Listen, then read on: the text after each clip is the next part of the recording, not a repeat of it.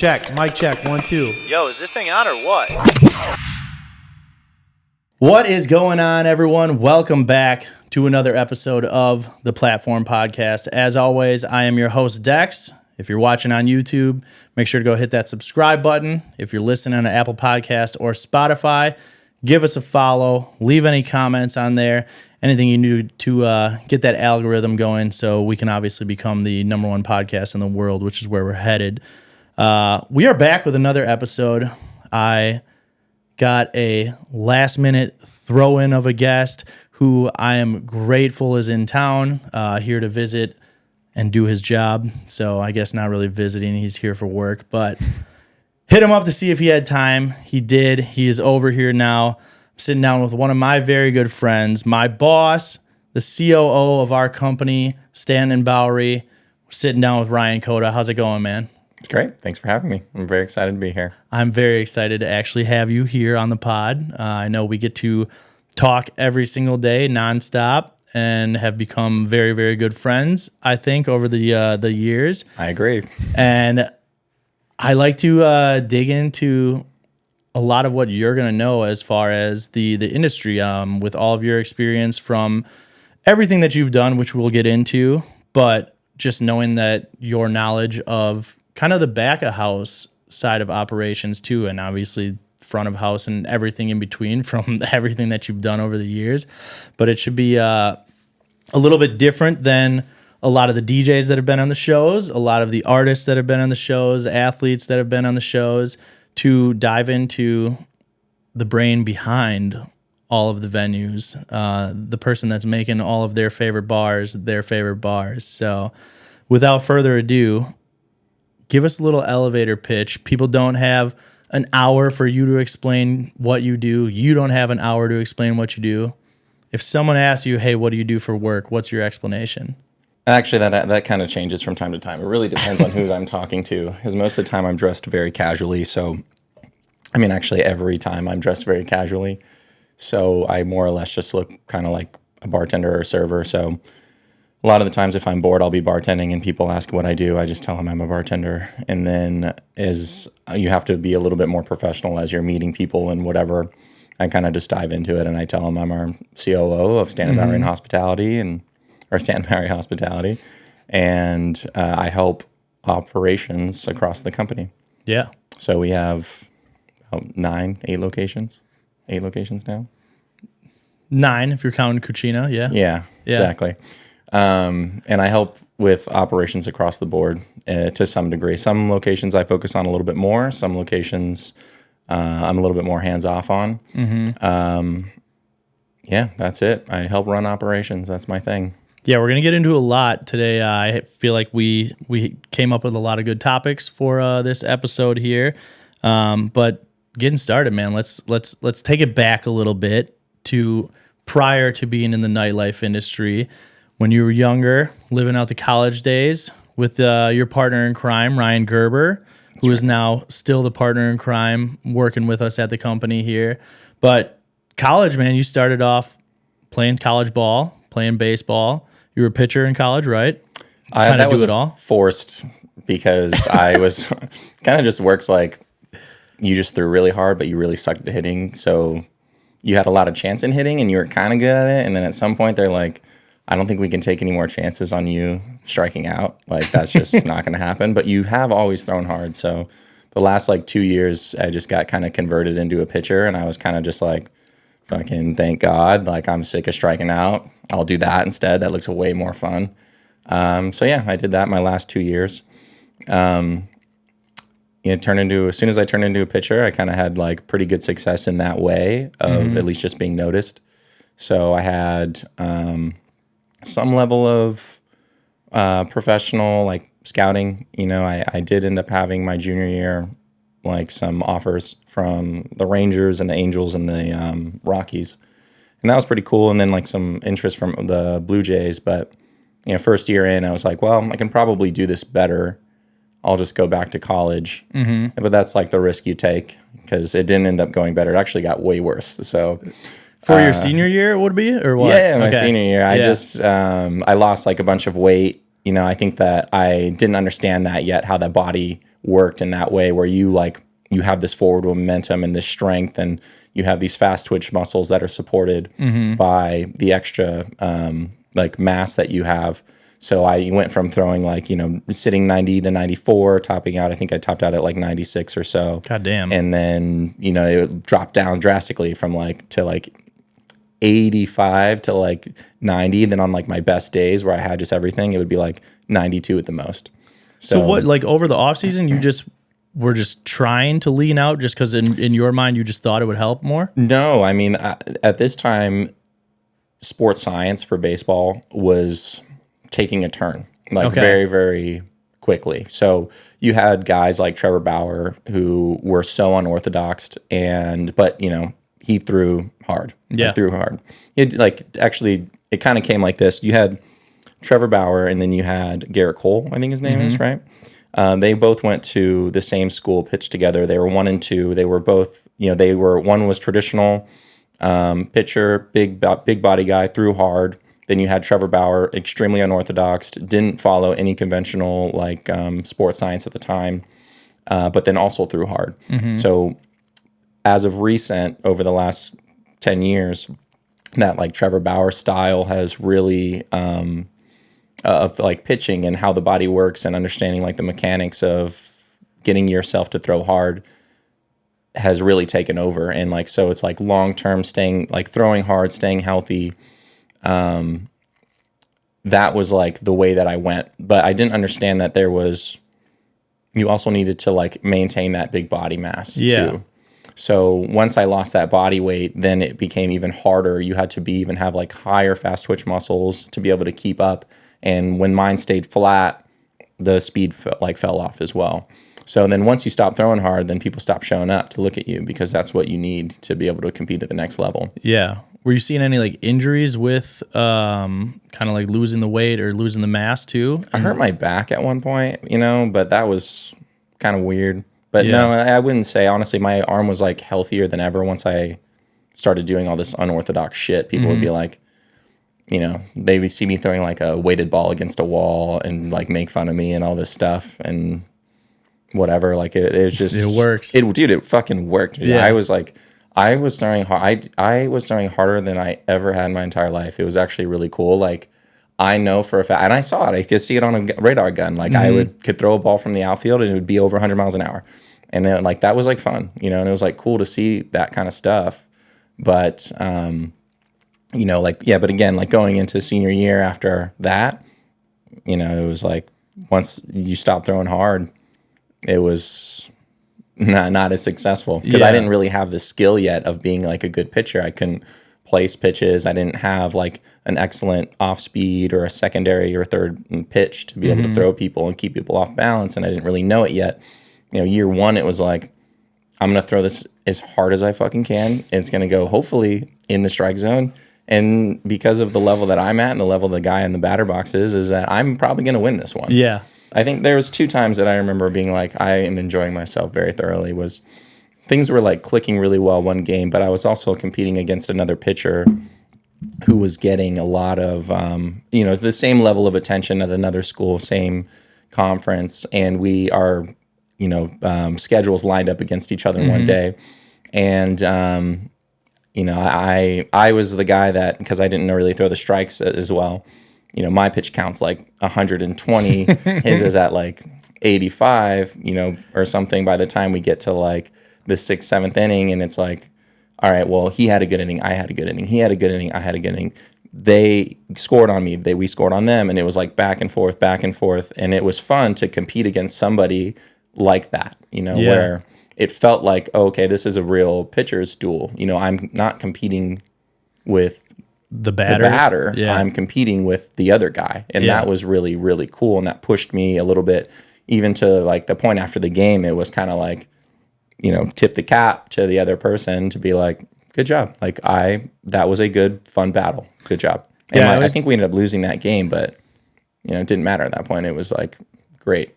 I always think about that when they talk about quarterbacks facing off against each other. And it's they don't even fucking play against each other. But then it's same kind of thing where it's pitchers, you essentially look at you're facing off like against them while you're also facing off against all of the batters on their team too. But it gives you just like a little bit more motivation, not that you necessarily need it when you're playing at that level, but to just get a little bit of extra fuel to just know that like you got to be better than this person, especially if you're looking at it like, hey, they're getting the looks that you probably want to be getting, or you guys are getting at the same time too. It's kind of cool. Yeah, it was. There was, a ton of scouts that day, I remember. And yeah, that was probably one of the most fun times I probably had competing. Yeah, I would say.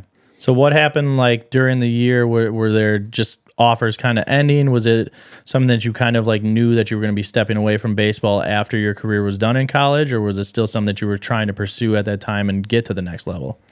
It was like, if it happened, it happened. If it didn't, it didn't. And I was totally fine with it not, because truthfully, like I have said this so many times, that baseball was the hardest thing that I ever had to do in my entire life, because I had the skill, but I didn't have like the mental capacity for it, where I feel that I had always gotten a lot of praise for the ability, where I threw harder than pretty much everybody on the team. I, probably had the best bat speed on the team. And then I was pretty fast. Like at one point in my second year in college, I stole like 30 bases or something. So I had like a lot of skill. I just didn't have like the mental capacity for it, where like it's a losing game that you have to be good with. And the goal is consistency, which is really hard.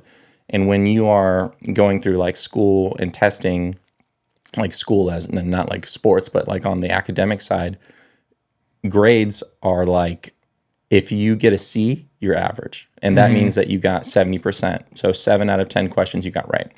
Where in baseball, if you get 3 out of 10 questions right, you are in the Hall of Fame. Like if you get 3 hits out of 10, that means you're great. So if you get 2 hits that day, you are not good. If you get 1 hit out of 10, very bad. But when you go up and you probably have like 4 at-bats in a day, maybe 5 or something if you're lucky, you walk out of there with 3 strikeouts and a walk, it's like really discouraging. And that kind of just compounds. I was never very good at being able to just like go to the next game or the next at bat even, to the point where I was so dude, I feel like that was as close to depression as I've ever been at certain points, where I remember even at one point in junior college, like my first year, being in such a rut after having like, the talent gap like closes the higher you get. Everybody is just as good as you. Yeah. But you go from like senior year where you're like some of the best around and people look at you as like a really amazing baseball player or something, and having that like, confidence through the roof, to freshman year where all of a sudden it felt like I was holding the bat wrong, or I was in the wrong side of the batter's box. And I didn't know what was up and what was down and what was, going to happen next. And why does the ball look so much faster, even though I know it's the same speed? And I felt like I just wanted to get in the box, watch 3 go down the middle, and just walk back in, because I was like mentally done. And then I would have these like big spikes of success where I would be at my lowest point. And then like I can absolutely remember it happening, where I would be basically at my lowest point, done with the sport in my head, completely checked out, ready to be, as soon as the season's done, I'm done. And then it's like 2 home runs to right field, 3 stolen bases. My next pop, like at bat, is like a pop out to deep center field, like on the track, like could have been 3 home runs that day. And people being like, see, Cota, like it's not so bad. And then you go through this streak for a little bit, and that could be 2 weeks. It could be a day. It could be a month. And then all of a sudden it's like you're riding this high. You're like, I could never be beat, which is how it feels when you're actually doing that. Yeah. And that's how I actually felt. I felt like I had the ability where I was like, there's no reason to be beat. Like, put whoever you want on the mound. I will be fine. And I felt that. And like when I did feel that and I was experiencing it, I would have like huge games. And it didn't matter if somebody was throwing 85 down the middle, which is very good, like not good, but like very good as a hitter. You're like, hell yeah, I want this. I'm going to crush this. Or like 97. Like I saw the ball come out of the guy's hand at the same speed. Yeah. And when you have that confidence and everything's clicking, it was easy and it was automatic. But then you feel that, and then the next day, as soon as you get into the batter's box and you have that confidence, and then it just gone, disappears like fucking dust in the wind, and then you're back to the lowest point you've ever had. Mm-hmm. So it was a really hard battle in my head to remain consistent and be like positive on myself. And everything after baseball has never been as hard as that mentally. So yeah, I've said that a million times. Like, I don't think I've come up in a situation in my life, and I'm 33 now, been done with baseball for like 12 years. Not a single thing in my entire life has been as difficult as that. Yeah, I can't imagine. I mean, even at the college level, and then especially like once you get onto the professional level, and I know everyone's like, oh, it's just next at bat, it's next hit, next possession, whatever it is in whatever sport. But it's still so incredibly hard to kind of get over that mental hurdle of, damn, I just struck out, or damn, I haven't had a hit in 2 games, or whatever it's going to be. So it's got to be incredibly hard. It kind of goes like this. Your first at bat, all right, well, I got out. I got 2 more of these, so I have 2 more chances. Mm-hmm. All right, what? Next at bat, fuck, I got out again. Now I need to get a hit. I have to do this, or I'm going to have a bad day. And then you don't get that hit. And then you're like, fuck, I'm 0 for 3. I probably won't get an extra at bat today. And then you get that extra at bat, and now you're already like 0 for 3, and you have to put so much pressure on your mind to be like, let me salvage this day, that you're not even thinking about hitting anymore. You're thinking about, I got to climb out of this hole. Mm-hmm. And then that means dude, if that happens, your only hope is like, damn, I hope I don't strike out. Your only hope is, I hope I get hit by this pitch so I can get on base. Like, that's the only thing you're thinking of, basically. You're like, please just give me 90 miles an hour to the back. I'll take it to the ribs, dude. I don't give a fuck right now. I don't even care. Yeah. I think it's so funny because I was like, we've talked a little bit about you playing baseball, but never this far in depth. So it's cool to hear the actual stories coming from how you were in college. And it's also insane to me because I look at you now and I feel like you don't even give a shit about sports. No, I don't care at all. I don't give it, dude. That is the last thing I fucking care about, I tell you. Like, I would talk to you now or like introduce you to friends and they'd be like, oh, like he doesn't even watch sports, I feel like. No, I don't. Yeah. I mean, you have to now because of the role, but like it's definitely not that's not how I identify myself. Mm-hmm. Where like the first part of my life, that whole all the way through college through baseball. Baseball. That's Ryan Cota. He plays baseball. Yeah. Or like people be like, you look like a baseball player. Yeah, absolutely. Yeah. And like, you get that for the next couple of years afterwards and stuff. And yeah, I definitely identified myself as like, I'm Ryan Cota. I play baseball. Yeah. After baseball gets done, you're leaving college. Were you just able to kind of just jump right into the service industry, or were there other jobs between them? Yeah, well, I didn't jump in right away, actually. So I had went to school to be a high school history teacher. So I majored in history. My minor was education. That was always the plan. I was like, oh, I'll coach or something like that. And then like my last year, I just decided like, I don't think I want to do that. And it wasn't because like I didn't want to do it. I just didn't like the way that they were having teachers teach and things now. And it didn't make sense to me. And I didn't want to like do that. So I was kind of like, I didn't feel lost by any means. I never felt that. I was just like, I'll figure out what I want to do because in case the baseball stuff doesn't work. So then the baseball stuff didn't work. But all through college, I was a valet at the Brickers Hotel. So on my off days, we didn't play on Sunday. I would like during school, I would run valet, and that would be how I would make any money at all, for any extra spending. And then during the summer, I would just do that the entire time. Yeah. So I just stuck with that job after, made my money and stuff. And then after a while, it was kind of like, well, what do I actually want to do? I love to cook. Like, I love food. And I was not a cook by any means at that time. But I was like, well, fuck it. I want to do that. I really do. And I remember even at one point, like, mentioning this to my brother and my dad, where they're like, what are you going to do if baseball doesn't work? Like, this is in junior college where I didn't have like a major yet. And I was like, I think it'd be really fun to open up a food truck like this. Like, because we were at like this place. It's called Nene's. It's a Mexican place in Tucson or whatever. It's awesome. Really, really good. They have like a brick and mortar and stuff now. But at the time, it was a food truck and it just pumped. It cranked. Food was amazing. It is still amazing. Such a good product. But I was like, it would be cool to do this. And they shit on that so hard, dude. I was like, oh, okay, never mind. Just crush the goal instantly. Crushed it. Yeah, dude. Absolutely crushed that dream. And then, fast forward like 3.5 years later, I'm like, I think I do want to do that. I actually like that. I love to eat and I love food, but I don't know how to cook. I'm going to do that. So then immediately after I had kind of decided that in my head, I was like, man, I'll just go to a restaurant. I started applying at all these places and then applied at Bradley's, which is right next to one of our existing locations right now. And kind of just went in, was like, hi, I want to be hired. I want to cook.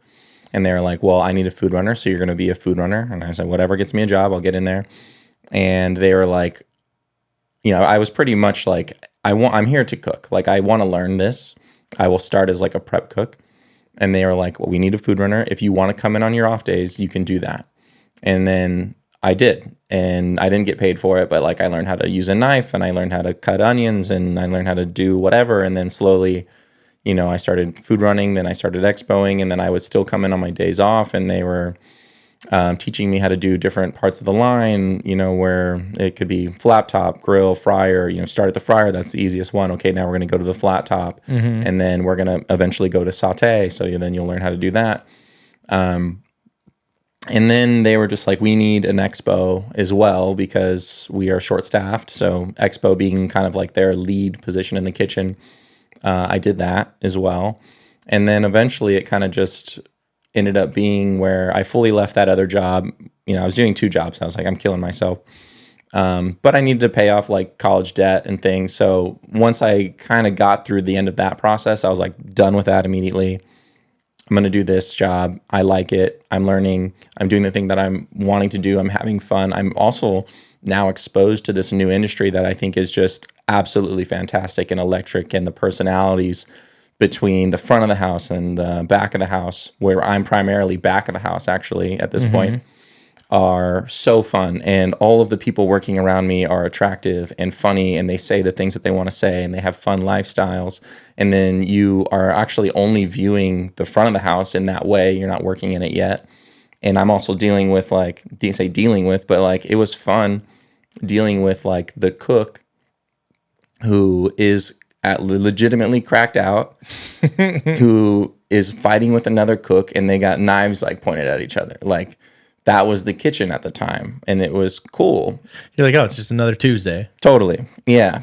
And to be able to like get to a point where all of those people in the kitchen like respected you and listened to you and like knew that you had a handle on the kitchen. And this is like a pretty high volume kitchen, so it was it's like fast, casual service and stuff. But how big is Bradley's at this time? Because I mean, it's fucking huge. It's now. the same size. Okay, so yeah, I mean, it was like the size. They said it was the size of a football field, like 100 yards from as a food runner, like from kitchen to the end point. Yeah, to like go back and forth. I think that's what they always said. I don't think that that's true, but it's big. I mean, I look at like where their patio and everything is now next to 1, 2, 3, and 4, and it's fucking big. So yeah. So like, yeah, it was fun. And then they moved me to another restaurant. They're like, you want to learn? We got this guy who just kitchen problems. This guy just stole a bunch of food. He's a manager, and he got pulled over on the highway, and he had like 6 cases of chicken in his back. And now we don't have a kitchen manager. Do you want to go over there? And like, you'll learn from this chef Eddie, and it's like a little bit more elevated, and it'll be good progress for you. And I'm like, absolutely, let's go do that. So then I started doing that, and I learned a little bit more. And not technical by any means, but I'm getting like more exposed to different ingredients, and that was fun too. And I like learned there quickly, and then they partnered with Rick and Josh now, who are the heads of Stanton and Bowery, and they kind of came to me, not them personally, but because of the partnership, it was like, well, we have this young guy who can do that. You guys need like a kitchen person, and the whole thing is like pizza and stuff, as you know. So I ended up taking that job with some convincing. I actually was like really not wanting to do it because I was like, one, I don't know a goddamn thing about pizza. Like, I don't know how to do that. And they're like, you're going to make pizzas. I'm like, who's going to show me? Like, I'm the guy in charge? Yeah. No. But then with Eddie's help, he had kind of like pushed me to do it. You know, he's like, you think you can't do this, you can do this. If you don't like it, you can always come back. And I was like, okay, like I'll do that. And he's like, you'll learn a lot of other skills, which I did. And you know, obviously it was just like the base level of where I could be to like what is happening now. And like that was the intro to the company. So when we opened up 123, I was like the pizza guy, and like my title was like executive chef. And I'm like, that's a joke and that's crazy. Because was the only thing on the menu at that time pizzas, or did you guys have still all the other stuff? We try to go through like a restaurant-ish phase, you know, because it's like 123 Datura, bar and kitchen. But like we're like 123 Datura, nightlife, disco ball, and party. You know, it's like that's it. But we had like 4 pizzas on the menu in 2 sizes, 4 sandwiches, like 4 apps. And you were the executive chef of it all. Cranking it out, baby. Like it was fun. And that was cool too. And I'm glad I did that. And I learned a lot. And it was like open kitchen ish, you know, it's like a window. Yeah. But it's next to the server station. You see all this fun stuff happening. You see the party happening in front of you. Also at that time, we were just a shitty business. Like it was totally thrown together is how it felt, you know. Felt like absolutely thrown together. And you're just constantly hearing like complaints from all of the servers, all the bartenders, but like as the guy in the back of the house and basically the only person in the kitchen aside from like one other person every once in a while, you're there 3 hours early. You see every vendor coming in. You deal with every issue. Okay, there's a plumbing issue. Well, Ryan's here. He'll handle it. Okay, well, there's a CO2 issue. Okay, we're accepting this delivery now, or now I got to meet an electrician and the GM is not going to come in because priority and all the money is made at night. But Ryan is there. Ryan can handle it. So I had like been exposed to so much that and in such a brief period of time that I was just willing to do whatever. And I learned very quickly, and then you're kind of forced to learn very quickly. I had to, dude. I absolutely had to. Yeah. The only thing that I couldn't do at that point was like bartender, make a schedule. Yeah. Then I had, you know, I also had like really good mentors and things at the time. I think, you know, the GM that was there when I was there, he was like kind of feeling burnt out, trying to find a different path and wanted to, but stay in the industry. So he like tried to go be like a rep for a while, didn't like it. But before that, he told me what his plans were and was like, you can do this job. I will help you do this job. And then when I tell them that I'm going to quit, I'm going to say that Ryan can do this job. Yeah, so you're already getting the recommendation for it. Yeah. Yeah. And it's like Ryan knew the plan. Ryan is trained. Ryan can take this job. And at that point, they truly didn't have any option. Like straight up, no option. Because like they're new to the market. It's not like a massive market with a ton of people where you can just cherry pick who you want. Yeah. We don't have this, you know, excessive budget. Like I was making $50K a year and I was like, this rules.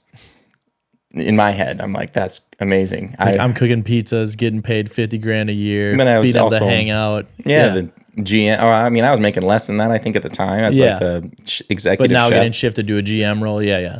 Well, I don't think I even took a raise yet. It was like, put him in there. We'll see how it goes. So you kind of still had to work for it and prove yourself before anything even shifted at that point. Yeah, I mean, dude, it was never about the money. Like in this, it never has been.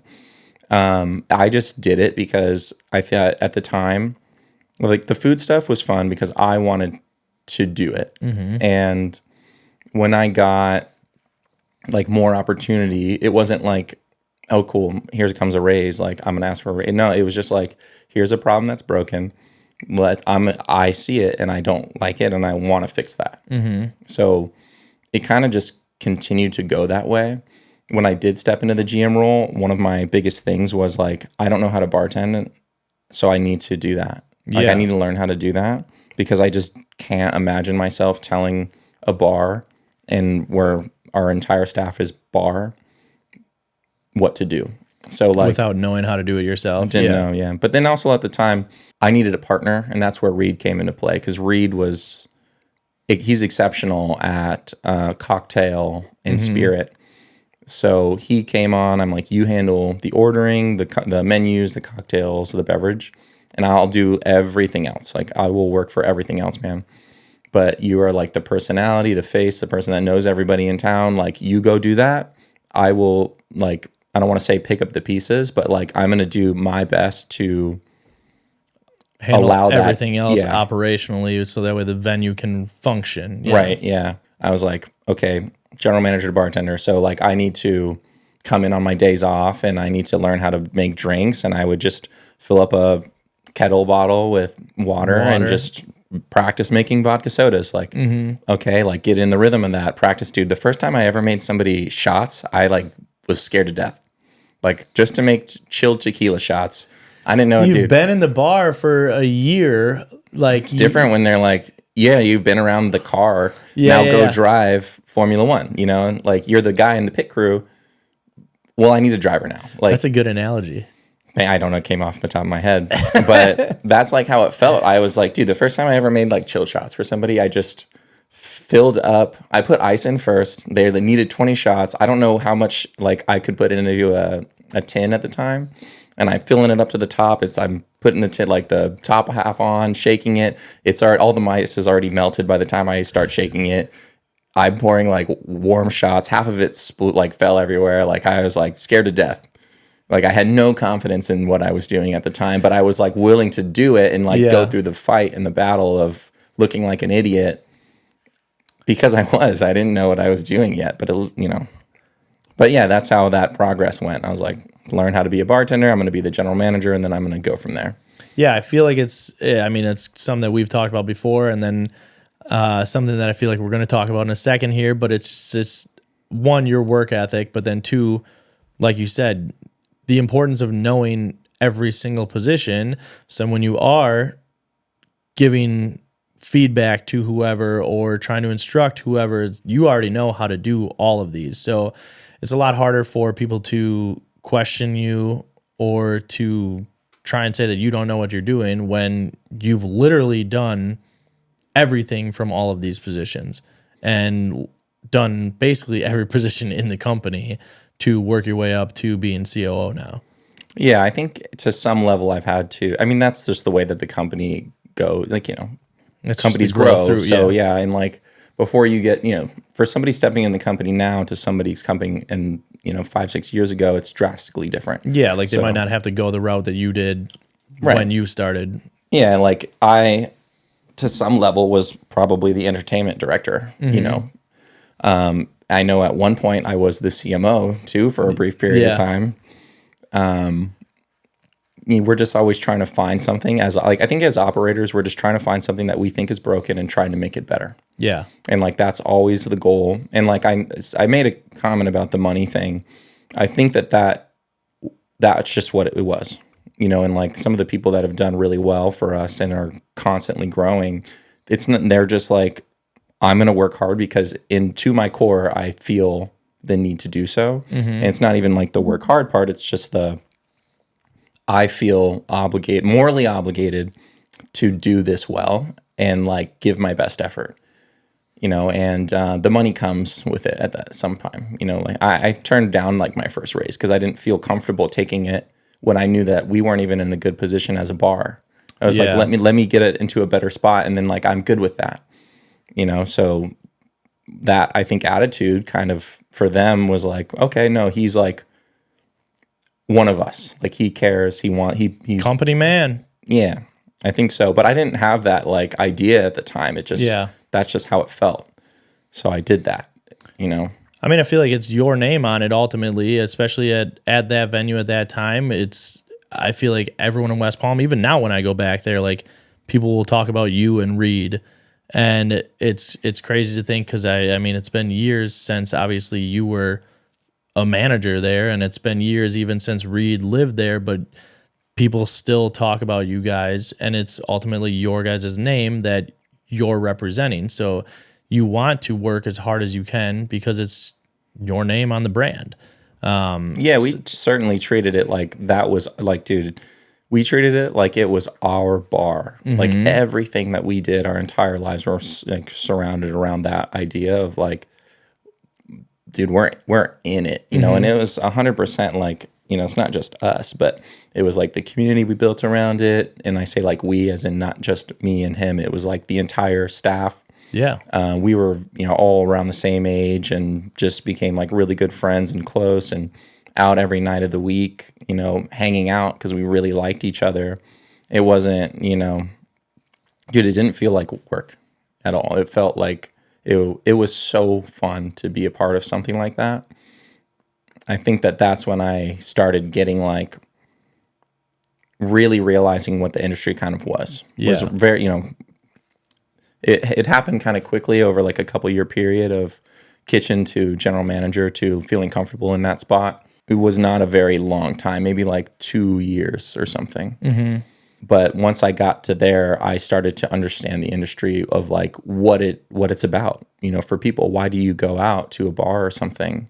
You know, it's 100% about experience and culture. And, you know, it was, I think about that kind of stuff, not necessarily like I have to go back and think on it. I just think it was really good building blocks in my development to where I am at the moment. Yeah. And those, like now we're in this different place where we're very outside of the bar and we have to almost get back to thinking in that way, you know, of community. Yeah. In a way. Yeah, especially think now with the way that the industry is, I feel like those community and having the clientele that is so connected to the staff where it's like they're not only coming out because of the vibe and the environment and different events that you can kind of throw at the venues. It's kind of got to be a melting pot of everything together, but then you have to have the staff there and the culture at the venue to be able to bring those people in and make it a family of all of these patrons, because all those regulars that come in, especially in a smaller town like West Palm too, I feel like it's probably 10 times more important there too, to just kind of make that a home for everybody and build that culture. Yeah, I don't think you're building like a bar. I think you're building a community center. Actually. I love that. Yeah. Right now, under our hospitality umbrella, we also have a bunch of Popeyes. Yes. A lot of people don't know that. So we have our Barstool locations. We have Tampa. We have 3 West Palm, 2 in New York. And then we also have 22 Popeyes right now. What are we at? I think we're somewhere out there, and I think we're acquiring like another 13 to 16 or something. Amazing. Big fan of Popeyes. It rules. Big fan of Popeyes. Right now they're in North Carolina, Georgia, South Carolina. Do we have any in South Carolina? Charleston and Augusta. Oh, yeah. And so maybe this not new North one, Carolina. like I'm telling you. So I am like so hands off of it right now. Very much, yeah. Yeah. At the beginning, it was like kind of just up in the air because we were trying to acquire, and then as we got them, we started like nobody can do all of it. Yeah. So I mean, yeah, because then you'd be looking at 31 or so venues that you would be overseeing, which is an obscene amount. It wouldn't be possible. Yeah. So the way that it kind of works is, so COO, Anthony, for a very long time, Anthony is our CFO in the company. So Anthony is really, really involved with ops. The Popeyes side is very numbers-based, numbers-oriented, and like, I guess kind of makes a little bit more sense for our CFO to help oversee that because it's all numbers, dude. It's just a fucking numbers game. So he's hardcore into Popeyes, like, you know, adjusting his entire life to be out there and sacrificing quite a bit, dude. It's hard. Like he's been living out there, yeah. It's hard, dude, to be in the fucking middle of nowhere where like you're staying at a Motel 6 and the closest thing to nightlife is Chili's. Like, that's it. Go get you a triple dipper at night, yeah. Yeah, like there's no cool restaurant. There's no fun bar to hang out. Like, your options of doing things are go to Chili's, go to work, or maybe see a movie. And that's it. But you got to have some fun. Oh, yeah, I had a great time, yeah. Getting started with Popeyes. Yeah, We've cool. talked about this before. where you might be hands off with it now, but you definitely weren't when you started.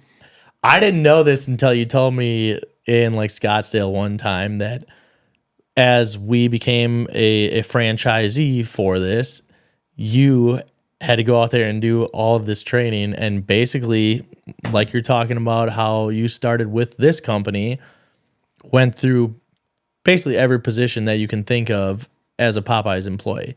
Yeah, definitely. It was really fun. But like at the beginning, I mean, at the beginning, I was probably like, fuck, dude. You know, like I was back and forth on it. I was like, fuck, dude, I got to do this Popeyes training for a month. And I still got to do my other job like afterwards. So it's going to be long days, long nights, like getting there in the morning, being done at like 3. And morning is like sometimes like 7:30 or 8 a.m. or something like that. And then you're done at 3. Then you got to work and do everything else until like 10, 11 o'clock or sometimes midnight. And then you go to bed and then you do it again. So like for that, I was like, fuck, this is going to blow, dude. This is going to suck. Very fortunately for me, I also got to do this with a partner. Mm-hmm. If I didn't get to do this with Ryan Gerber, it would have been the worst experience of my life. Dude, I would have killed myself.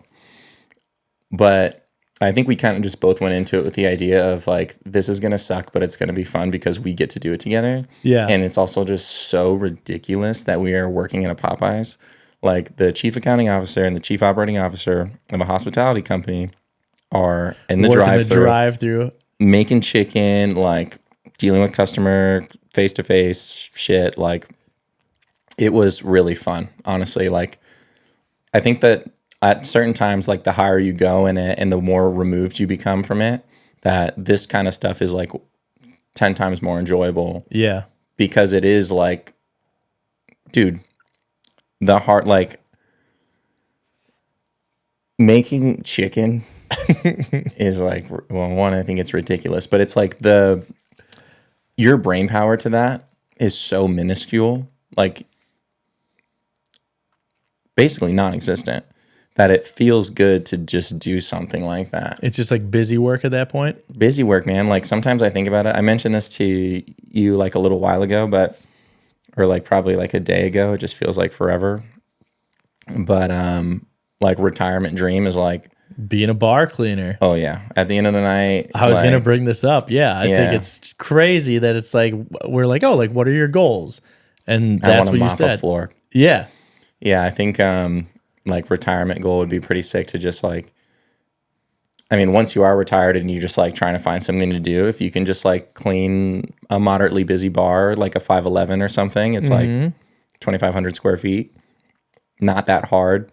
Clean a couple toilets, sweep, mop, dust, whatever, and you do that 5-6 times a week, make $1,200 a week or something, and that's your thing. I worked for 3 hours a day. I made $1,200. It was very easy, and then I got to fuck off all day. Like that sounds like the dream. Yeah. But it's really funny because the opposite end is like the person who is doing that every single day is like, oh, I want to get to this, and then you're like trying to fight backwards to be able to get the time back as you get more busy, and you get, as you get busier, you get paid more, you get more responsibility.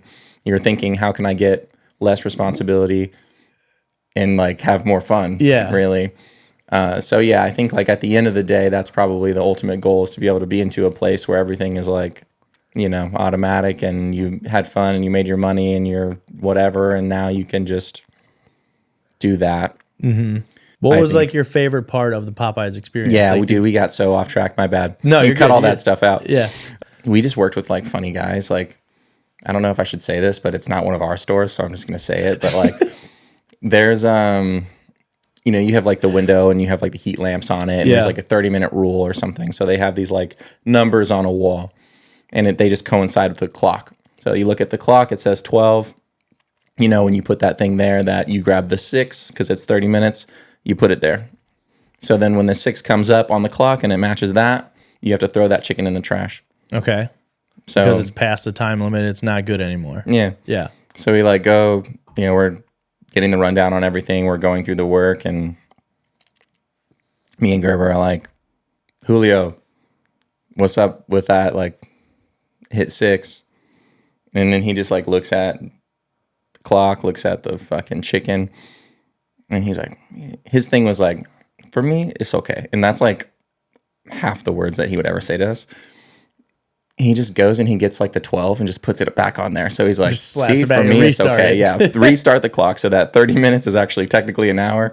Not one of our stores. I don't really care. So it was just like small things like that. They were just like so fun and funny to us. Yeah. Like hilarious almost. And like watching Gerber like do the drive-through was really funny to me. Like, because it is actually stressful. Like it kind of is.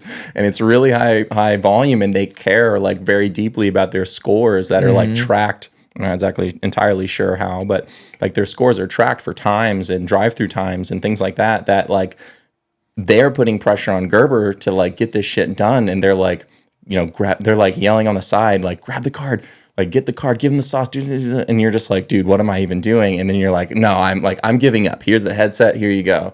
Like, it was like fun and funny to just do something under so pressure removed. There? I mean, dude, he doesn't feel pressure. That guy is insane. I feel like he's usually like a cool as a cucumber kind of guy. Totally, so. Yeah. Like, he's not like feeling the pressure. He's just like, I'm not gonna do that. Yeah, I think at one point we were just like, no, he's like, dude, I don't even fucking work here. Yeah, dude, literally. Yeah, day one. The owners looking at the cameras being like, who are these new guys texting on their phones all the time? And it's just the new guys are me and Gerber, like replying to like meeting shit and like all of the venues that are texting us about anything and payroll and ops and, entertainment and, hey, fix this problem for me. And the store owner is like, we got to get these guys out of here like as fast as possible. Trying to do 19 other jobs while you're still doing that. Dude, literally, yeah. Yeah. It was fun. I had a blast doing it, honestly. I love it. It was cool. We might have to go hit a Popeyes this weekend while you're here. I've not been to Popeyes in quite some time. Yeah, so. I will say this. I literally, and this is not me being biased, I think that they do have the best chicken available. For fast food. For fast food, yeah. Far better than Chick-fil-A. People just pay for the service or whatever, and it's quick. Popeye's chicken is insane. Good brand plug there. Good brand plug. Yeah. Well, you've gone through a couple of these phases now. So we talked about baseball, Ryan. Now we have your growth through these companies into where you are now. Getting into your current phase, what would you say that you're in now? Yeah, I like think about this sometimes where I've so far had 3 phases basically of my life. So phase 1 was baseball, like you said. Phase 2 was this growth. And then now and the goal was never be the COO, right? It was just improve where we need to improve. Mm-hmm. And then I found myself to be here. So now that I'm here, it's like, okay, we need to improve and maintain, and hopefully we can continue growing. In whatever direction it is. We're taking like a big step in the Popeye stuff and, acquiring stores really, really quickly. We're doing exceptionally well there. So whether it's that or hospitality, bars, nightclubs, who knows, maybe we branch into other concepts, that we don't really have experience in, but we do something cool with our name on it. But I think for the moment, it's like the goal is to just improve where we're at so that when we do open up that next thing, it is the easiest, most automatic money we've ever made. Mm-hmm. And that's kind of where I feel that we are, or I am maybe in my phase, like this current phase, is to kind of fortify the operation that we have going right now. Whether it goes into, like you're saying, whether it goes into a nightlife industry aspect or restaurant aspect or whatever it is, just knowing that everything operations wise is already going to be set in stone and kind of having the blueprint for it so that way that can be successful no matter what. Pretty much. Yeah. Like, well, I know we're going to talk about this probably in a second, but I want us to be able to get to a point where scaling is not an issue anymore. Okay. And like, we're in a much better place than we were, even a year ago. I think like, I actually said this a few times, like our learning is compounding like very quickly. So like our rate of learning is getting like better and faster, and we make adjustments way faster and better than we had in the past. Just from all the experiences that we've had already, I feel like is the biggest thing where it's like, all right, cool, we made this mistake last time. Now we know that we're not going to do that again. Yeah, and we're getting better people. We're getting a better team. Like our thing was like kind of grow from within, but at a certain point, they are, you know, dude, we didn't have you until a year ago. Last year, yeah. Yeah. But, you know, with your experience and out of market experience and your skill level, you have made like a massive impact for us. Same thing with like Caroline, you know, Yeah. And like being able to specialize roles more has been great because it frees up, you know, my time to be able to do certain things, knowing that, well, my partner in entertainment is better at this than I am, and I can lean on him, you know, and like if he needs something from me, he can lean on me. And if I need something from marketing, I can lean on marketing and whatever. And you have all these like different brains working together for like the common good. But if you have everybody that's always constant, if you don't introduce like new people with new ideas, then you can't grow. Like you need to be challenged. People need to be challenged. Yeah. No, and I feel like our team right now is very good, but then obviously, I mean, we're having meetings all the time and we're still always trying to get better and figure out things that we can do at every venue that can be better. Obviously, myself and you, I know all the time, are still going out and checking out all these other venues too, and just kind of always doing market research to figure out what is working, what isn't working at all these other venues around the U.S. I mean, not even just in different markets. Like your home, I guess, is Scottsdale, even though you're never fucking there, I feel like. But just being able to figure out like what's working in all these markets and see what we need to do, what we don't need to do. From your experience from going around these last couple months, last year, and doing the market research and seeing it from the eye that you kind of see things in. I know a lot of times I'm looking at it from an entertainment perspective where I instantly, like, my brain just can't turn it off. Are you kind of the same way where it's like you walk around, you do this market research and your brain is looking at it from like an operations standpoint so much where you're like, wow, we could be doing this. Wow, they shouldn't be doing this. This is why they're failing. This is why this isn't busy. This is why they are busy. All these different kind of things going on. Honestly, no, because I hear that a lot from like how you just described it for yourself. Like people are like, well, I can't go to this because my brain never shuts off in that. But, you know, I think you go out because you want to have the experience. Mm-hmm. So I don't know if I've just been able to just turn that off or it turns off automatically or something. But like when I'm going to a place, I'm genuinely going because I want to be there and I want to enjoy myself.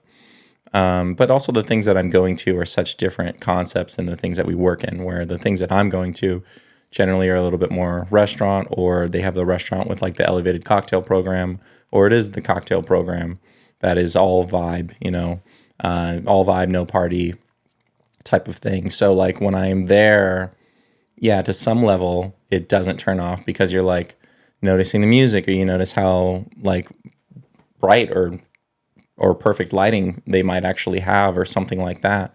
Or sometimes if you like go to the bathroom and you're like, fuck, that bathroom is really dirty, but not because you're like, this bathroom is dirty. You're thinking of it like, this is a reflection on the rest of the place, you know? Or just like you think about it on different levels. But like if I'm there, I'm genuinely there because I want to be there. I want to have a good time. Yeah, so it's easy to separate the two and turn it off when you want to. For you, okay. For me personally. Yeah. So when you're looking at like all of our venues, what do you think is kind of the most important part? I mean, you talked about our team now, how we've brought on new people. When we are bringing on new staff, I feel like it's either you, Kat, somebody else that's doing most of the onboarding for these new staff members, obviously managers at these venues too. What is like the most important part of bringing new staff on board? It depends on what like phase of business you are and kind of what the need is. But assuming everything is going well and you're bringing somebody on, like here's a good scenario. Here's a scenario where I would consider it to be going well. Let's say business is crushing, community engagement is high, people's perception of this place is excellent, and like in any bar or restaurant or something or nightclub, all of those things are firing on all cylinders. You got a general manager, an AGM who is leaving. It could be in a scenario where, hey, I'm married now, I'm having a kid. I need to dial back my hours. This is a late night thing. It doesn't really work. No problem. Like, I understand that makes sense. Mm-hmm. So you have all these things that are like going really well. I think what you're trying to do at that point is to hire and put somebody in who is a good company cultural fit, who can hopefully build off of what this previous person did without stepping on everybody's toes. So I would consider like that to be in the good company culture fit, who can be a good leader and just continue that community engagement and can like be a better version of that last person that just left. Yeah. Sometimes that's not always the case. Sometimes you're just like, sometimes it's slim pickings and you don't always have the right person, but you have the best of what's available. Yeah, or the person that you're losing is an all-star, or the person that you're losing is a weak link, and you're like, all right, cool, now we just got an upgrade from somebody. But yeah, I guess I didn't even really think about framing that question, that it could be so many different scenarios on why a new person is even being onboarded, where it's like if a venue is struggling and we need to find somebody else that is going to help, or vice versa, where it's like, all right, even if the venue is doing good, somebody could be leaving for whatever other reasons too. So there's a lot that you have to think about that could be like different scenarios on why people are being onboarded. That's a tough question, you know, like if you're, it's a tough question to answer, you know, like you hope that you get somebody who's an all-star in all categories. Yeah. But it doesn't really work that way. You generally have like, you have the face and then you have the support, you know, behind it, like the face in the back. You have the guy that's going to carry the load, work the hours, doesn't give a shit about being the cool guy or the fun guy or the whatever, but he like wants to lock everything in. And then you have the guy, guy or girl, obviously, in both of these scenarios, where they are the personality and they're the fun thing and they're the reason why you go to the bar to begin with, because you don't go to the bar as a guest because this guy's good at payroll. Yeah. Like you go to the bar because, and that was really fun. I had a great time. Yeah. You know, so like that's the most important, is delivering guest experience like through and through. There are times where, because the guy that's doing the payroll is bad at all of his other responsibilities, that it gets in the way of delivering the guest experience. And so you need this partnership between both sides to be able to make things easy. If you only focused on front of the house, you probably wouldn't have a good business. It probably make some money or whatever, but then the cracks would start to show. Yeah. Service starts to get bad. The lights are too bright at 11 o'clock at night, like stupid things like that. Or TVs it's, you know, are on the direct TV screen, not on the game. Exactly. Something like that. You know, or if you only focus on those things, you don't have the fun person that gets you to be there. It's just, hey, customer service was fine, but nobody made me feel like I wanted to come back. Yeah. So yeah, the engagement and guest experience is like 100% absolutely the most important thing. Yeah, something that you definitely see more than I do with the staff and the engagement too is going to be the other side of it, where you can have a toxic staff if things aren't done right, things aren't communicated well between the staff, or just people don't like each other, which is going to happen so many times in the service industry too. How often do you see that and have to deal with it? And what do you do in a scenario where the service industry, like not everybody's going to like each other? And I feel like the majority of the time it's like, yeah, you just work the shift and get over it. But I feel like having that toxic staff at a certain venue can really be detrimental to the clientele that is coming in. Yeah, I agree. You know, you hope that, not hope, but the goal is to be able to have a good management team where they are a fully united front. And they understand the differences and the strengths between each of the people. So, you know, like I said, you have the faces, you have the support, whatever. As you get bigger venues, you have more people who can be specialized in certain areas. So sometimes you have, you know, we'll talk about this location here, for example, where like I love this team because I think they're a very good team and they all understand what people are good at. So you this have location, you mean here in Nashville? Yes, Barstool, Nashville, as in this location. Excellent team. So you have Bree, who I think Bree is one of the most talented people in the company. Brianna Branson. She incredibly young, sharp as a tack. Like, well, I want to see what Bree is like in 5 years. Yeah. Because she will be an unstoppable force in hospitality. I feel like people don't realize how young she is, like, because she doesn't really ever tell people her age either. Dude. Yeah, I don't think Bree's 25. Yeah. Right, and she's running arguably one of the most popular places on Broadway or Second Ave. We'll say. Yeah. But hey, even with that, being on Second Ave, you have Bree Branson establishing Barstool Nashville behind the scenes as one of the best places to be in Nashville. And that's a huge thing. Yeah. And like, yeah, dude, I don't think she's 25 years old right now. Yeah. So that's a huge feat in herself. So she is an absolute ops beast, forward thinking, run a show, communicative, anything that you need out of an operations person, she is that person.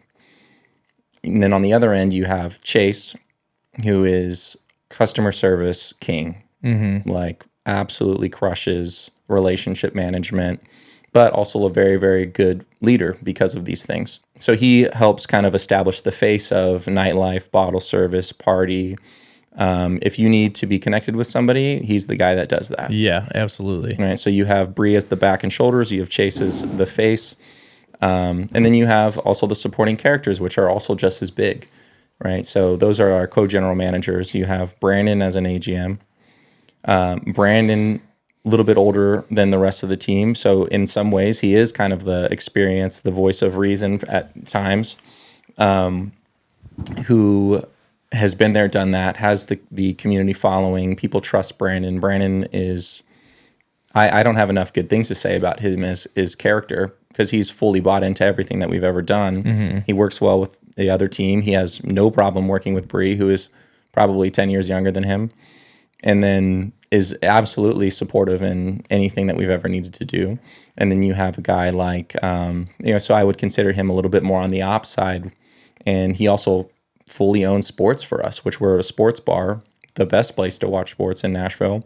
And he's the guy that's driving these parties to us, making it, keeping us aware of this is a big game because of this reason. So then that helps Bree determine what we need to do next. What's the next course of action?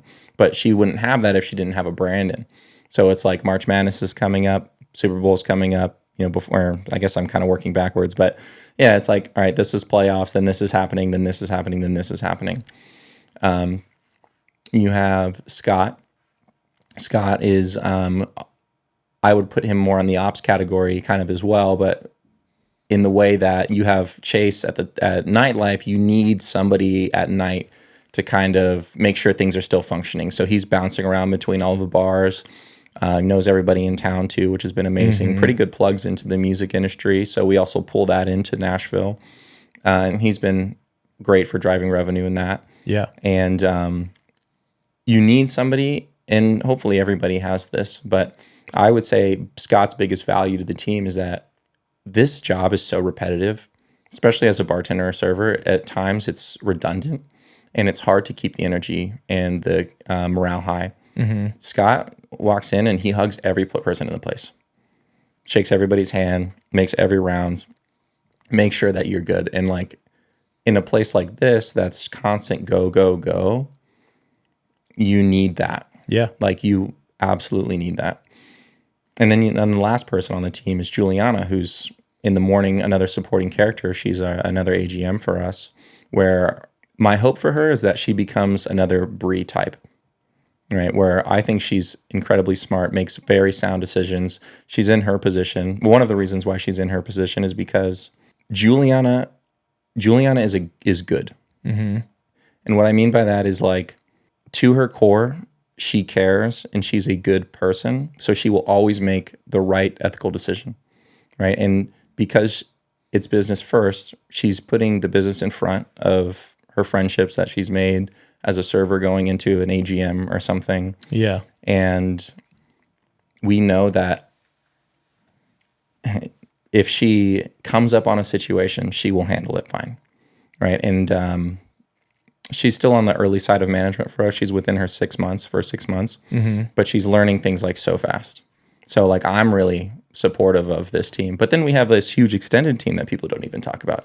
Heads of security for the company. Our entertainment director lives here. Our CMO lives here as well. Our CAO lives here. Like we have all this people and this support and this behind the scenes stuff that people don't get to see really. So yeah, building a team, you want your management team to be as well working and get along as this one does, because after that it goes down. Like from everything starts from the top and it just goes down from there. Oh, dude, I didn't even mention our kitchen. Like our kitchen is great, and AJ handles everything maintenance wise, dude. And in a place like this big that gets beat up as hard as it can, fuck yeah. If we had to put more of our attention towards maintenance, we would not make as much money. But because you have this guy who's able to just do the grunt shit that people don't actually want to do because he's willing to do it and he knows how to get it done fast, we can now go start thinking about making money. Yeah, versus them taking stuff off their plate to try and handle all that kind of stuff too. Yeah. Absolutely. Yeah. No, I love the team here. I mean, I've said it even prior to me taking on this role of when I was just going around town DJing and everything. And honestly, Bree was like one of the first people that I met when I did come to DJ once. And that was like one of the first things that I noticed about Barstool and their staff that was different from a lot of the other venues that I was DJing at, was just the hospitality. Like most of the times I would show up to places and DJ and nobody even comes up to talk to you, to greet you. They just kind of, you show up, you plug in, you play, you leave. Where like the very first time that I played here, Bree walked up. She's like, "Hey, how's it going? I'm Bree. Like, can I get you anything? Do you want any water? You want any food? Anything like that?" And I was like, "Holy shit!" Like, yeah, that's how it's supposed to be. Yeah, it's supposed to be that way. So, I mean, there's definitely times where not everybody's getting along with each other, you know, and we've gone through that. I really haven't seen it though. Like, I mean, even on all the calls and stuff, like obviously, yeah, I know it happens, but it's like you're saying, presenting like a united front from all of the management. I feel like they all are very, very aware of their positions. They all are close enough friends while working that they all can understand each other.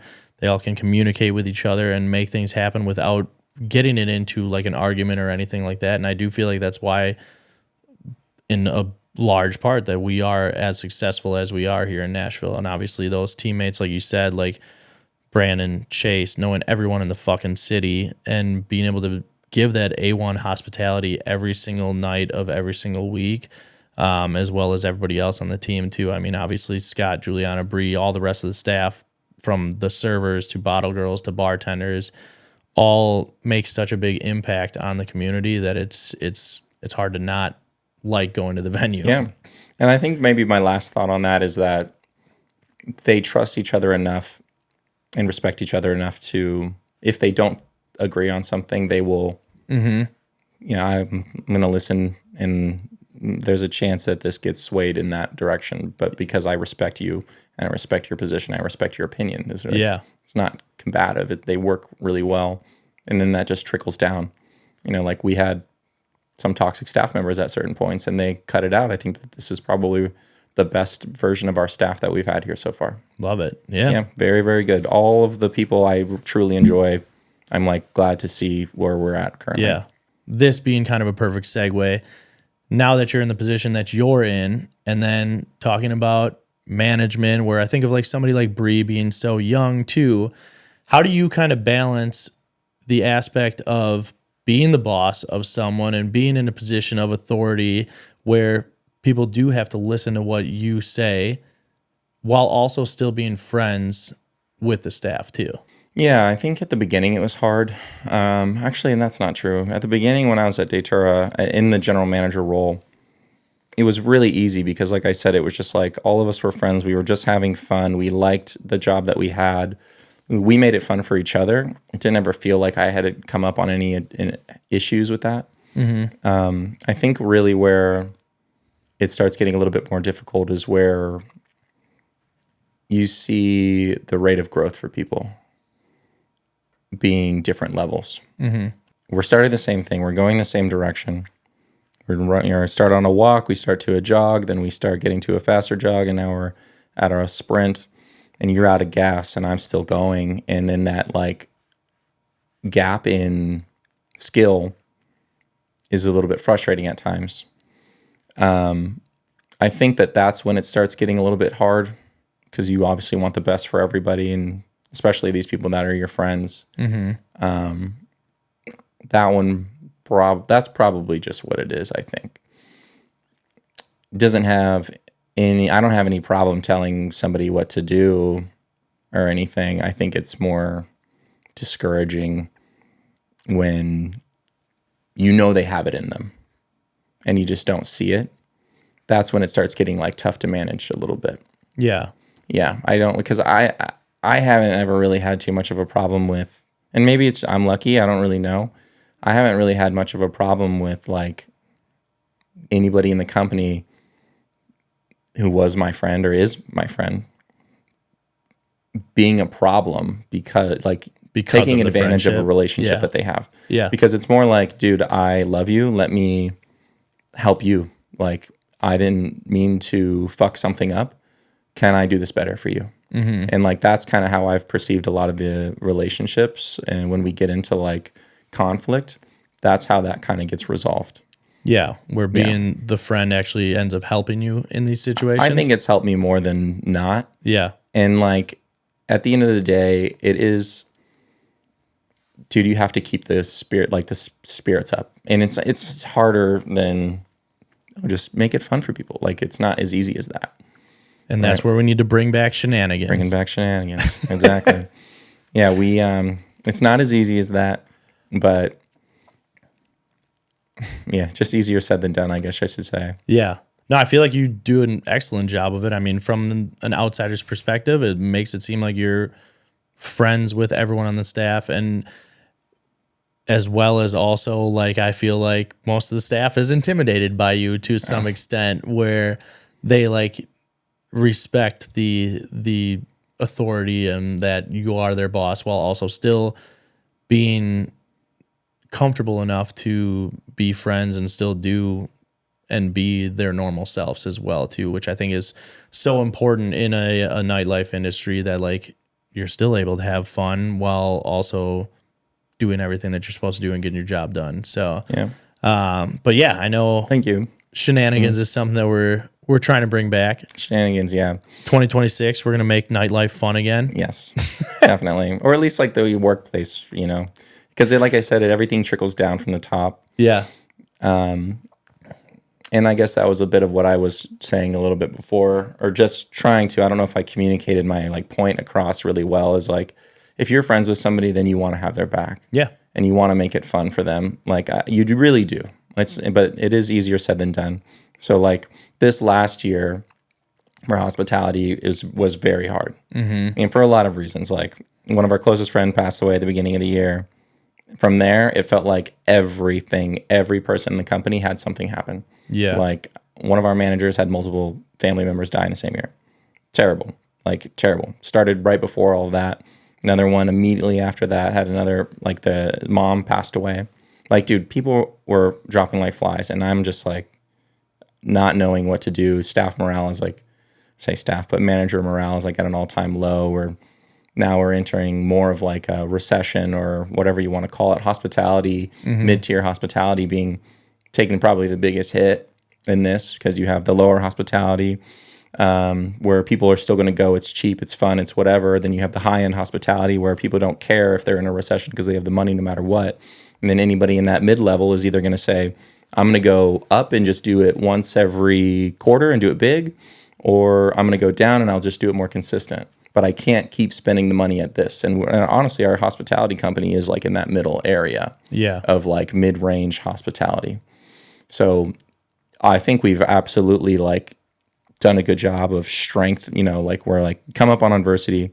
How do you fix these problems? I think we're doing a good job of trying to get through these things. But it puts a lot of pressure on people for sure. So it was like a hard year for multiple reasons, and it started to feel not fun.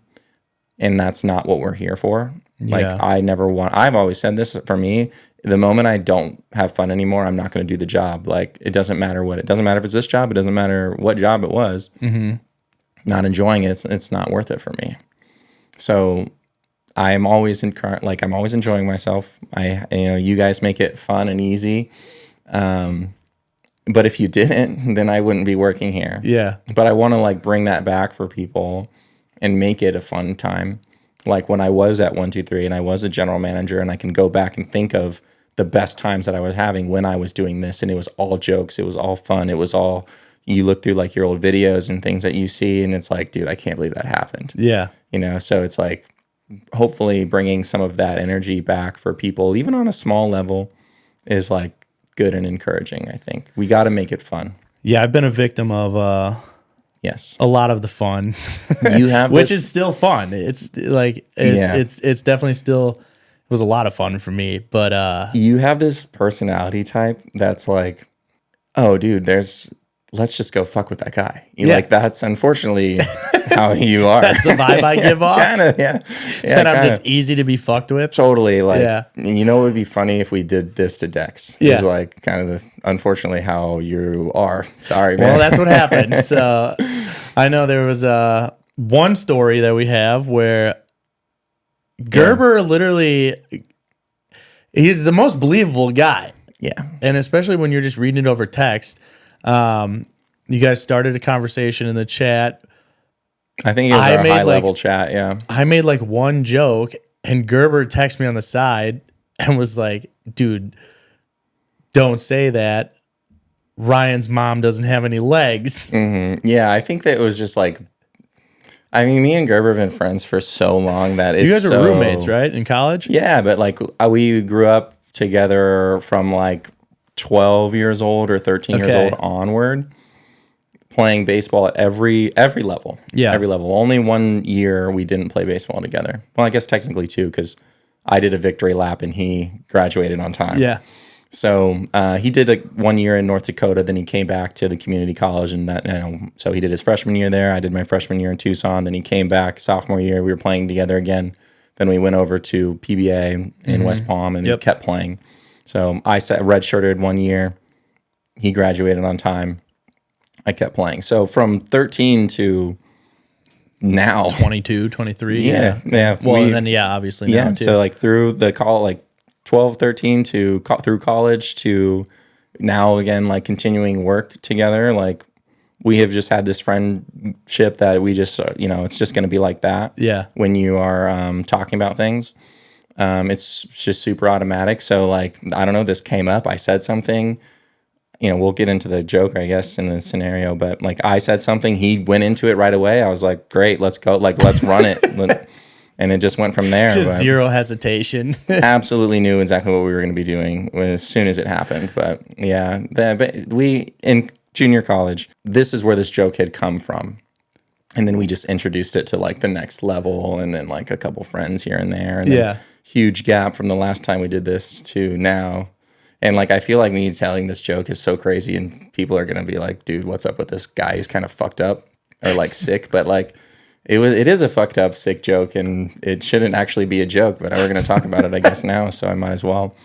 But yeah, these three guys, because there's a victim, two friends on one side of it, one person who's absolutely the victim, but it was Mario Sanchez, Pepe Gomez, and Julio Felix. And it was like, three guys that we played baseball with, and we're watching this thing happen, and we're like, as it's happening live, we're like, dude, I don't know if this is a real thing or like if this is fucked up. Like, you got to do something and fix this or something. But it was like, hey, you got to tell, because I think it was like Pepe, it was Julio being like, Mario, you got to ask Pepe how his sister dances. And he's like, all right, well, whatever. Like, he's kind of the jokester anyways, Mario being the jokester. Like, he'll say anything. He's just there for a laugh and a good time and whatever. So he does, and he asks him, and then it was like, boom, shut down. Like, Pepe is like, like excellent acting for a 20-year-old. And it was like, what happened? Mario comes back to Julio. Julio's like, dude, I was kidding. Like, everybody knows, like, his sister doesn't have any legs, dude. And then from there, it's like, you're ghost-faced, like, as that person. As Mario, like, you are like, I could have never said anything worse than this in my entire life. So you play that out for a few days, and then you kind of finally let them know that, wow, dude, we were very casually, usually, hey, we were just kidding around. Like, she's got legs. I don't even have a sister. Yeah. Like some shit like that. So yeah, unfortunately, like, you were the victim of that joke. And like, I don't remember, you might have to talk a little bit more about it, but Gerber instantly texted me and he's like, dude, why would you say that about his mom? His mom doesn't have legs. And I'm like, you gotta be fucking with me. And he's like, I didn't believe it. And then Gerber's like, no, dude, seriously, she doesn't. And then you had responded in the chat. Dude, I'm responsive. Like, that's a thing that I do. Like, I am constantly on my computer. My computer is connected to my text messages. We are back and forth all day. I live sometimes 2 hours back, so I'm more available than most people are, living in Arizona. And by then I should be available, but that joke was rolling, and it probably was like 6 o'clock. I don't know when, but we didn't talk for the rest of the day. I cut off communication to you entirely. You acted like you were so pissed, and then you just didn't say anything. And I was like, dude, I am so sorry. I remember like texting you on the side. I didn't reply to you. Yeah. And then I like texted Gerber, and I was like, I feel so bad right now. Like, he is legitimately pissed. Yeah, but at the same time, me and Gerber are like sending screenshots back and forth of you freaking out. Caroline's calling me. Like, we have me and Gerber have a text message with Kat, who's our director of operations, also huge into shenanigans. Like, this is our thing. This is our 3 thing. We're all cracking up about it because it's the funniest thing to us because we know how golden retriever like you are, and this is the worst possible thing that could happen to you, but you are the guy that is going to be at the butt of the joke at times. Dude, because I'm a too gullible good. Man. You're too good. You're too good. And then that's a Monday night. We got our Tuesday calls all the next day, and it was like first part of the call was, "Hey, dude, I was just kidding. Like, my mom's fine." Which just right away, and I was like, "You motherfuckers!" Totally fucked up like joke. Unfortunately, it's a thing. I mean, just small things that maybe actually I'm making the company culture worse. Like, now that I think about it, people might be having less fun. I think that people are having less fun now. No, it's definitely not the case. Yeah. Well, I mean, I only got a couple more things here. I mean, I've been getting some great stories out of you. I'm loving that you actually took the time to be able to come and stop over here because I know how busy you are. Obviously, with us talking all day about all of the shit that we have to do and overseeing all of the other venues, I know that taking a couple hours out of your day is a big deal. So I do appreciate it. One of the next things that I did want to talk about, just being in both of our roles, is something that I look at all the time. We talk about all the time in the nightlife industry and trying to stay ahead of the curve, whether it comes to booking talent and being the first one to book them, whether it comes to throwing an event, being the first one to change the style of the bar, whether it's going from like the nightclub scene that I think is dying down in the majority of markets, and then trying to think of an innovative way to change what we're doing. And I feel like you have to be the first one to do it. Otherwise, everyone else is like, oh, you're copying this venue. So with what you're doing now, overseeing all these other venues, going to these different markets all the time, how do you envision what you have to do as a venue to stay on top of all the trends, to still keep performing at that highest level and be that go-to venue while still being innovative, not copying other places? Or does it just not matter if you do copy them as long as you're doing the job good? Yeah, it really just depends. There's like no good answer to it, but like when you're at the top of popularity and maybe as the best place around, people could consider, which I think like, honestly, I think in every market that we've opened up in, that has been a high point for us. I think in all these markets, people at some point, whether, it's now or before, 5 years ago, some of our places have been open for 10 years. So, whatever year 5 years ago, I'm pretty comfortable in saying like, no, we were the best at it in that town or something. At some point in time. At some point, right? Yeah. But then things change because you have new concepts opening up. You're forever competing or something. But in a scenario of everything is consistent, nothing new is opening, you're just constantly competing with these different bars around you. Yeah. And you need to be ahead of the curve. Like, ahead of the curve is really hard because I know this is a thing that DJs can relate to. The DJ version of this is finding a really good song, playing the song, getting no reaction. 2 weeks later, everyone loves it. Everybody loves it. Yeah. Right. So you can't be too far ahead of the game, or it doesn't matter. It doesn't land with people because that's not what people want right now. So like you want to be, it goes up and then over. So like you're on the over side when you play that song a little bit too early, 2 weeks too early. If you would waited maybe 12 days or something and you're like right here and people are starting to hear it, it's like awesome, you know, and people are like pumped about it. You kind of want to be able to do that same thing with hospitality. I would say it's more obvious in the DJ world. Yeah. Where like, dude, at the height of popularity as a bar, you can almost do anything. You just do it and people are like, fuck yeah, like, dude, that was different. Isn't it cool that they did something different? Mm-hmm. Even if it like wasn't that cool, people will like eat it up at times. Yeah. So I think that the biggest compliment to a place is seeing somebody copy you. Dude, where like just blatant copy. One for one copy. Like, yeah. I can't tell you how many times I would have to tell Iga to just shut the fuck up, like worry about our bar and stop worrying about what every other bar is doing. Mm-hmm. And I'm like trying to get her to understand that this is a good thing because they just started this thing. Now we're doing the next thing, but we've been doing that already. So everybody who's around us, what do they need to go get the less good version of the thing that we were doing? Yeah. Right? We changed our uniforms in Nashville. Everybody changed their uniforms in Nashville. We changed our marketing in Nashville. Everybody changed their marketing in Nashville. When Kid Rock's, great venue, absolutely different than us in every way, posted a video of a drone flying through their venue. She lost her fucking mind, dude. But that's the compliment, is like you were forever changing the game on somebody. So yeah, I don't know exactly what it is. If you have like that, if you have it, just continue. Don't get complacent. Mm-hmm. Somebody's going to open up. Somebody's going to try to do what you're doing. It doesn't mean that they're going to do it well. Yeah. Come out swinging. Be the best version of the thing that you're doing. Fire on all cylinders, which is what I think we did here in Nashville, which is why we got really popular right off the bat. Mm-hmm. And then because we were new to this market, seeing what this market was, we already knew like what's the next step ahead of them, because this is a secondary market. We've had experience in other markets too. And we have, you know, our primary market, our very first market was New York. And in New York and LA, everything kind of like comes down from that. Yeah. So like what's cool over there, or like Vegas or something, is going to make their way here later. 3 years later. Yeah. Or something.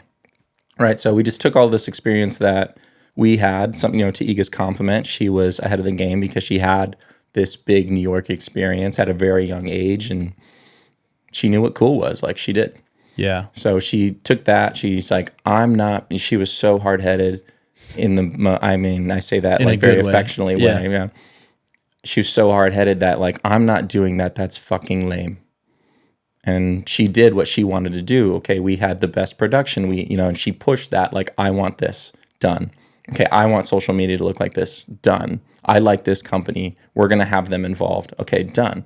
But it was a step ahead of everything. So then when everybody started copying us, they have their uniforms like this. Now we do. Okay, now we're adjusting what we do because it's cool when we did it. It's kind of lame when you did it. Yeah. So now we're on to the next thing, and you guys are trying to catch up still. A month later, yeah. Yeah, so you just to change your uniforms. Now you're going to change your uniforms again? All right, well, now your staff's annoyed with you because they had to buy 2 uniforms. They don't even think that you know what you're doing, right? We just changed our uniforms, or like whatever. Oh, now we got to have a photo shoot? Yeah.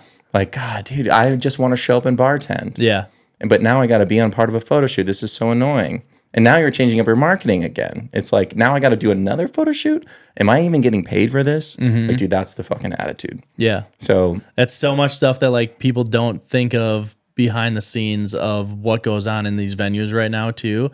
And I feel like it's just more and more and more popular now too, because now I feel like so many venues are having to do this kind of stuff because content is so present in every single market in the world, and you have to have everything for content. So uniforms, pictures, social media, all that kind of stuff is so important now that you have to stay ahead of it. And I feel like here, especially in this market, we definitely were. So it's cool that I always like seeing people copy. It's good. It's a huge compliment, and then it's like us as operators or like leaders, I call it, like, of the company. Mm-hmm. We're saying like, okay, good. Like, because we're going to adjust again. Yeah. Like we have the foresight of being like, that's starting to play out. We're already thinking of the next move. Yeah. Yeah, It's exactly. awesome. That's that battle that I'm talking about. The one-on-one with the pitcher across the, is like, I did this, now you're doing this. Yeah. And you're like trying to get the one up on each other. But when you're like dominating that battle, that feels good too. Yeah. That's awesome. Yeah. Every venue is that other pitcher. Pretty much. Who do you think is harder to keep happy? Do you think it's owners, staff, or the guest? Probably the hardest thing to keep happy is staff. Yeah. Yeah, because owners are going to be happy if the numbers are good.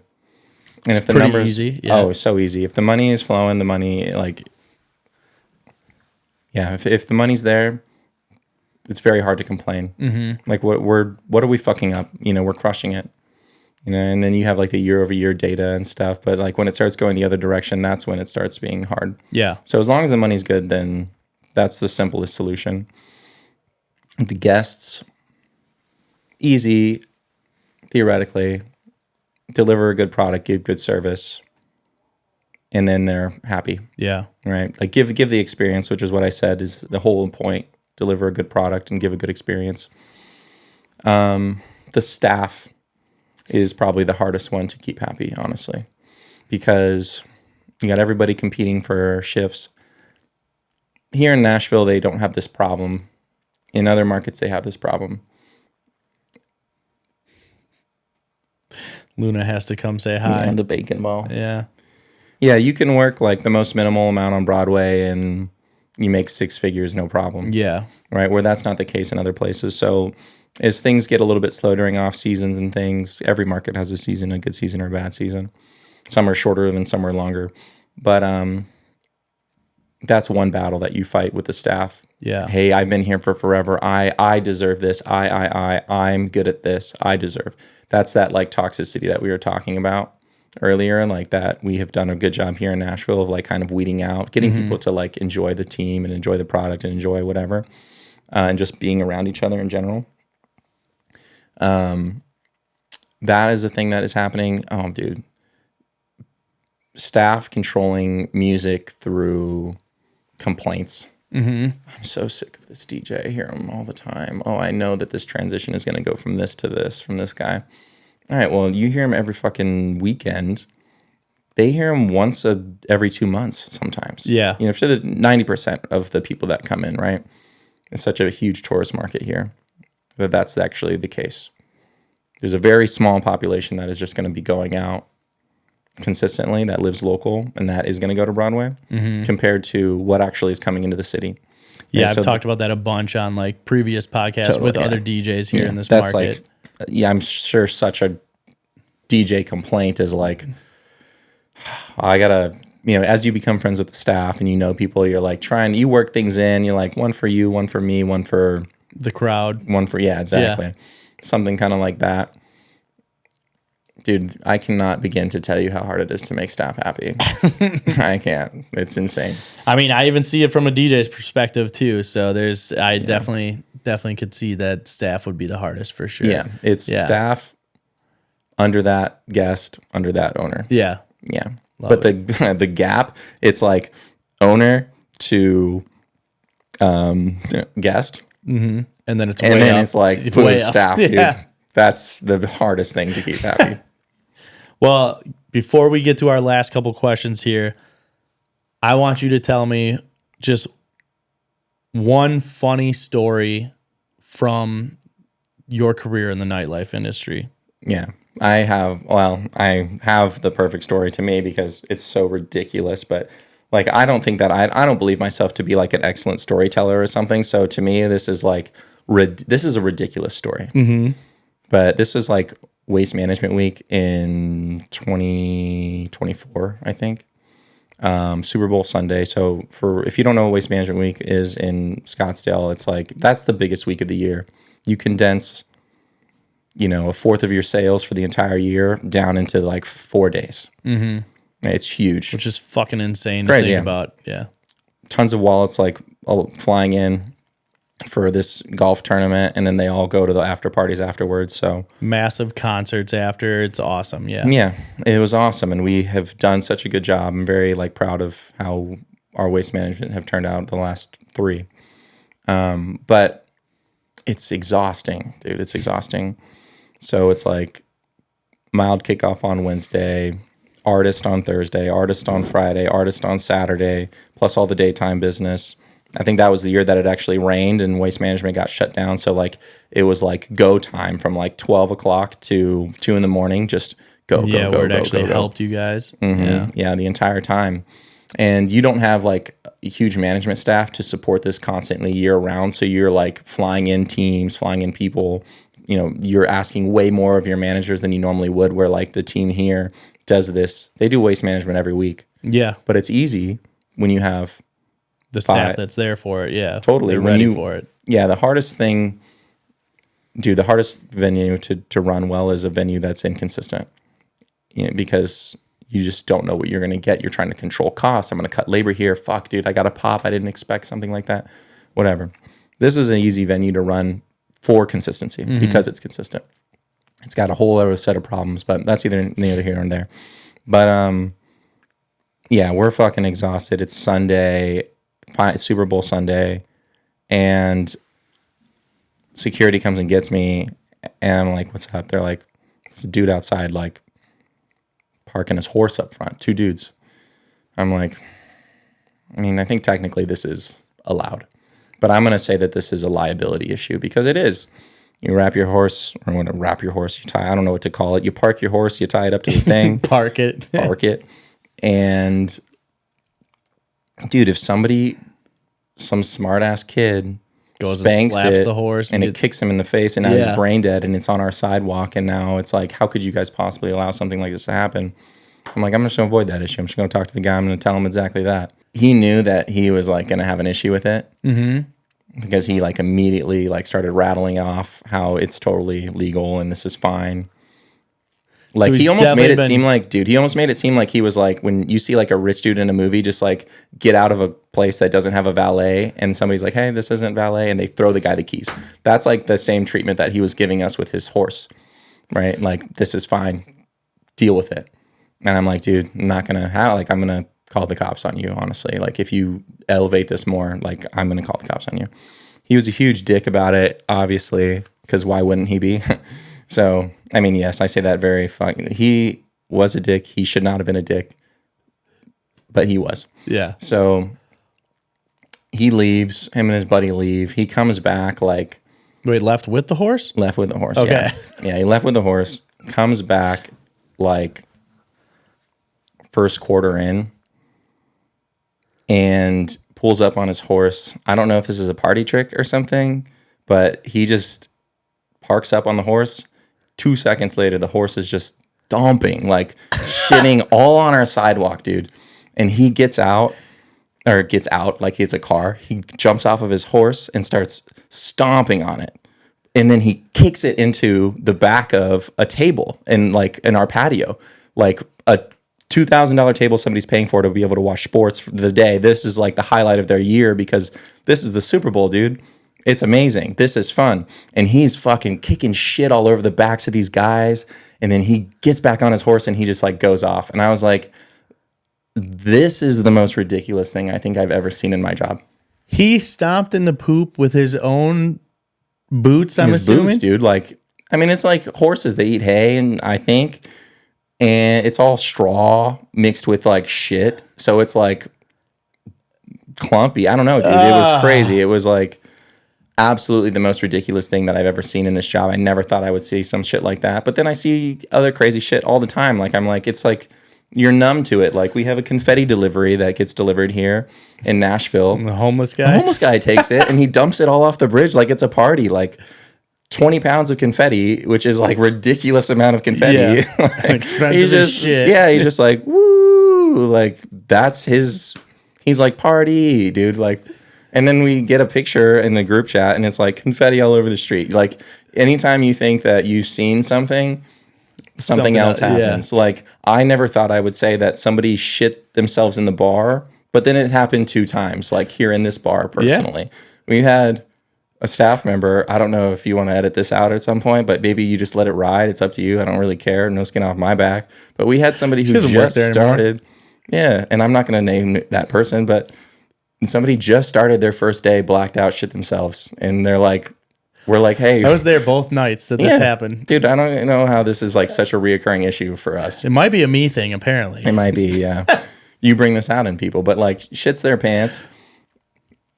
And is like, what did I do wrong? Like, why can't I continue working? It's like, no, you this literally is your day one, dude. This why would you want to work if this is still? how you led? Oh, dude, I would move to Mars. Yeah, I'm out of the state. Yeah, out of this planet, dude. Yeah. I would move to Mexico as a dual citizen that I am. There you go. That's what I would do. But like, anytime you think something ridiculous is gonna happen, that was the craziest thing I've ever seen.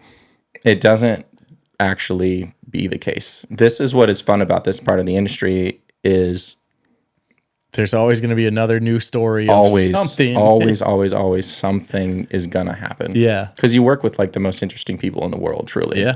I and can you get to absolutely people watch say with the most interesting people too. Mm-hmm. Especially in all the markets that we have venues. I mean, they're pretty popular cities that you have people coming in from tourists to everyone else. So yeah, I think when people say, oh, like, let me introduce you to my people. I say like civilians, people that are not in this type of world. Mm-hmm. They're like, oh, I'll introduce you to my friend. They're so cool. They're so funny. They're so blah, blah, blah.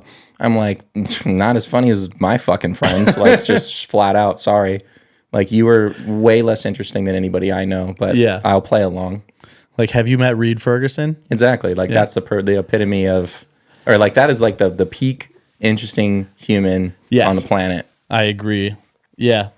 Yeah, that's I have never heard the poop horse story. Poop horse story is crazy. That's insane. Yeah, Super Bowl Sunday. Crazy. If I got horse poop kicked into me while I'm trying to watch Super Bowl, I instantly have to go fight that guy. 100%, dude. I don't think my blood was boiling. Yeah. Luna. We got 10 minutes left. Yeah, dude, my blood was boiling when that happened. I like couldn't believe it. I was genuinely shocked. Yeah. Genuinely shocked. That's insane. But then the next crazy thing happens after that, and then the poop story is just like a normal day. Well, last kind of thing that we have to do here, last two things that we have to do here. We're going to get your 3 songs for the platform playlist. So something that I've been doing every episode, getting favorite songs from the guest on the show, adding it to the platform playlist that's going out on Spotify, Apple Music. So that way we can kind of start to curate a list of top songs from all of the guests that are on these shows. Obviously, a bunch of them DJs. We got people in all aspects of the nightlife industry. So with that being said, what are your 3 songs right now? It can be your favorite songs that you're listening to at the gym, you're listening to at the car, you're listening to while you're just cooking stuff at home. What do you got for me? I'm going to pull up my list of this because I feel like it's ever changing. But I would say it's probably the 3 songs I'm listening to at the most. And kind of the way that I do music anyways is like... You have a very eclectic taste. I do have a very eclectic taste. Yeah, I do like a lot. But like absolutely to my core, I am a indie alternative punk rock person. So that's kind of where like my music gravitates to. But then I also like have... I think, to be honestly, I think I have like an extensive knowledge of like classic rock. Like if when you're playing the game and you're with your dad and you're driving around, you're like, who sings a song? Like I'm winning that game. Yeah. Like if it's the classic rock radio station. Artist and title, you're getting everyone. Getting that one, yeah. For that genre in particular. But like I think as like I have gone through music a little bit more, I'm not paying as attention to who's the song and who's the whatever, because as we work, we have music in the background. You're like, oh, I like this, click save, just quick, and then it just goes to your likes, and then you're, all right, well, I'm still working, and you just double tap, the playlist goes down. Like I'm almost not even registering who the band or is, at certain points. But here's a band that I like I said, I'm a indie alternative punk rock person to my core. My favorite band the last 2 years has been this band called Girl and Girl. And they are, the way that they describe themselves or they label themselves is indie music for a wide range of emotions. And if that doesn't kind of tell you what they are, then, like just give them a little bit of a listen. They have a really amazing EP called like this Fight Night EP. It probably has collectively between the 5 songs, maybe just over 100,000 listens.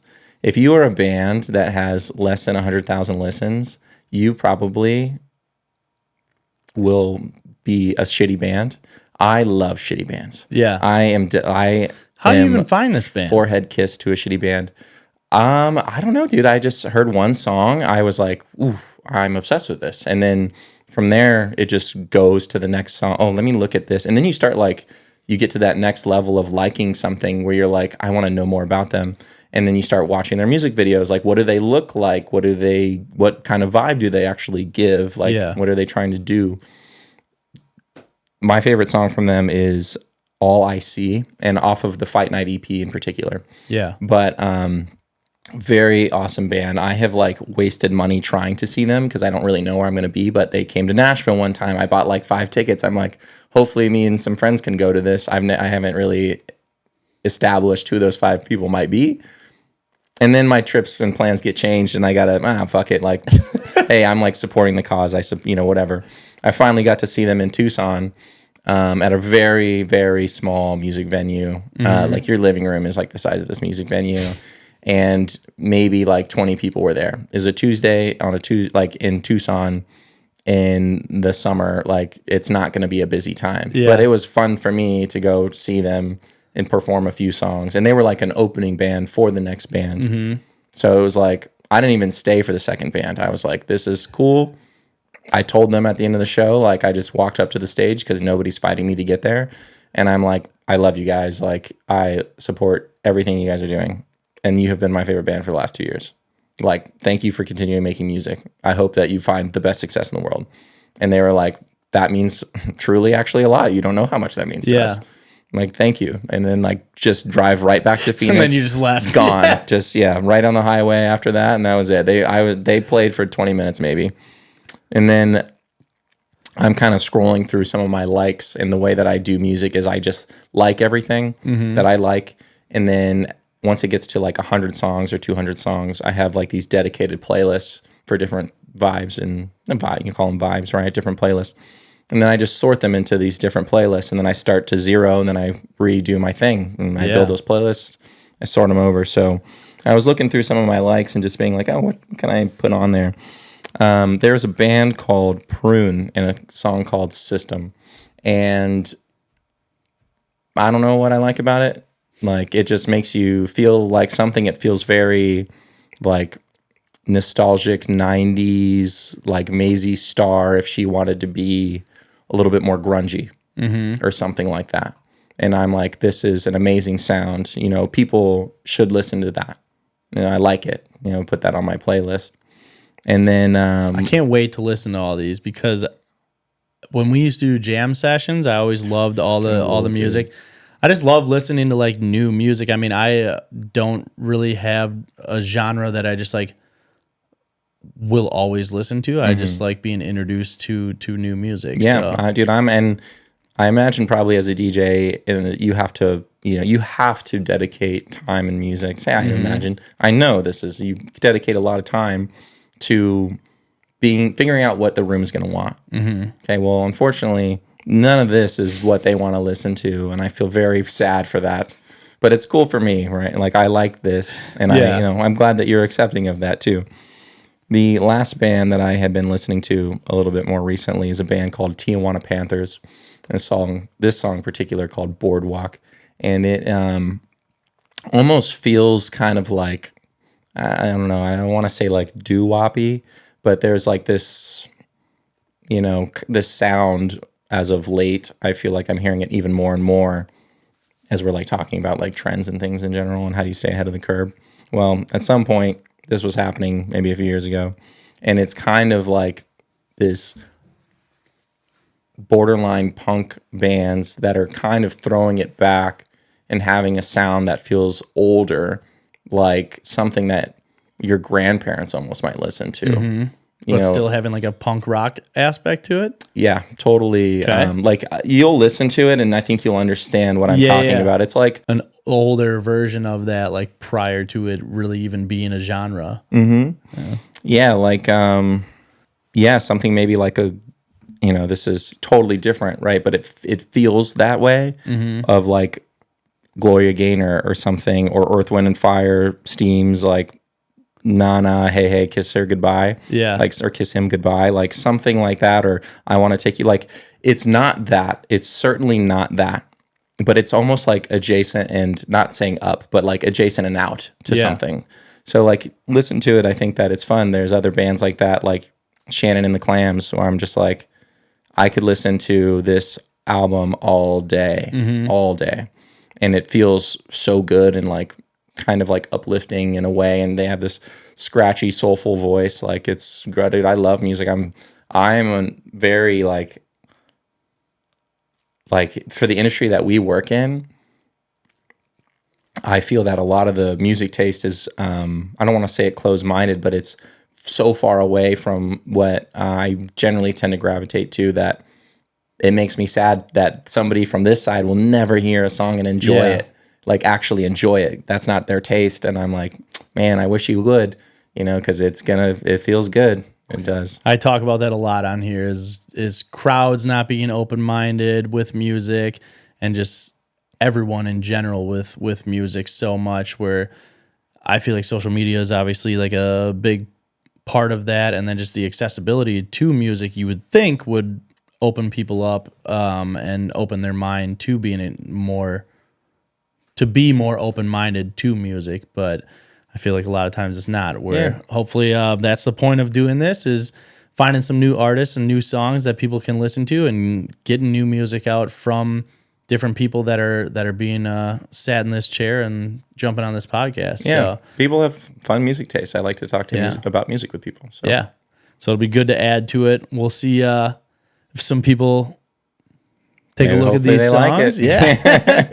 Put some girl on. You might get some DMs and be like, hey. Worst song I've ever heard, man. That's more worst likely. Song I ever heard. Yeah. Well, last thing I got to do, something that I love to do to try and put on some of these other, anything really, is to put somebody on a platform. So I have every guest.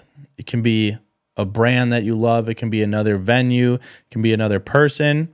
Just somebody that you want to put on a platform, shine a little spotlight on, so these listeners, these viewers can go check them out, support them. Yes, I had a good response for that one because it's not a single place. It could be, it's relative to wherever you are, but go find a good bakery. When it's for me, it's like finding a good bakery. I have my spot. Sundays, I go to a place called Chula Seafood.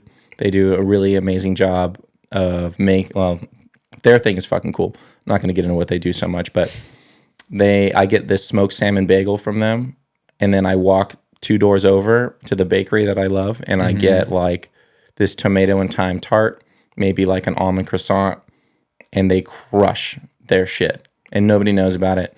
But I take that home, relax, have a cup of coffee or something, put on some music or a TV show, and like I watch that and I fucking enjoy it.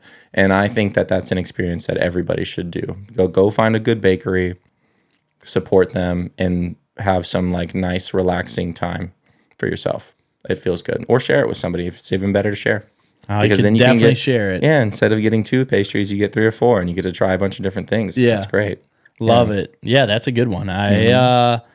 We have not dove into much in this area of Bellevue now for finding a good bakery. Maybe Maddie and I need to go do that this weekend and start scoping something out. Yeah. It's dangerous though, because we like to eat. So well, I know you got your wedding coming up. Yes. Okay. For anybody listening there, make sure you send them some money. But, love it. Yeah, no, I know. It's it's not a thing that I'm doing every fucking day. Yeah. But it's like when it can happen, it's like, this feels good, Nice. Yeah. It's nice. I love me some baked goods, so I'm all for it. So anything else that you want to get out, promote? We talked a little bit about waste management in Scottsdale. Tickets are all out for that. So if you guys are coming to Scottsdale, grab some tickets. Our lineup is out. Our lineup is awesome for it with Nick Vans from Love Island, Twin Sick, Two Friends, and Dustin Lynch. Should be an awesome party all week in Scottsdale. What else you got? Anything else you want to get out to the listeners, to the viewers before we sign off here? I mean, that's the biggest thing on our current agenda, I would say. But there's always something happening, you know, even if it's not our bars, like go support a local bar, tip the bartender well, just enjoy hospitality like we do it for a reason. It's supposed to be fun. It's not supposed to be transactional. Don't go to those places that are just fully transactional. If somebody's got a little bit of heart or, you know, some personality, like invest in that. Just have fun. Cool. I love it. Thank you again for taking the time to come and sit down. I will make sure when we get this out, I get everything over to you. We'll make some good clips of you. Sounds good. Make you look good. Everyone else on YouTube, on Spotify, on Apple Podcasts, make sure you guys are subscribing, following. I will attach all of Ryan's socials. He loves using social media. He's always on it. So make sure you guys send him some DMs, give him a follow, check out where he's at. As far as everything for the playlist, I'll put all those songs up so you guys can listen to the music that Ryan is listening to. Myself, the DJ Dex on socials. Make sure you guys are following the platform at the Platform Mix. Stay tuned to new mix shows every Monday when they drop. These episodes are out every Wednesday, as you know. And until next week, we'll see you guys then. Peace. Thank you. Check. Mic check. 1, 2. Yo, is this thing on or what?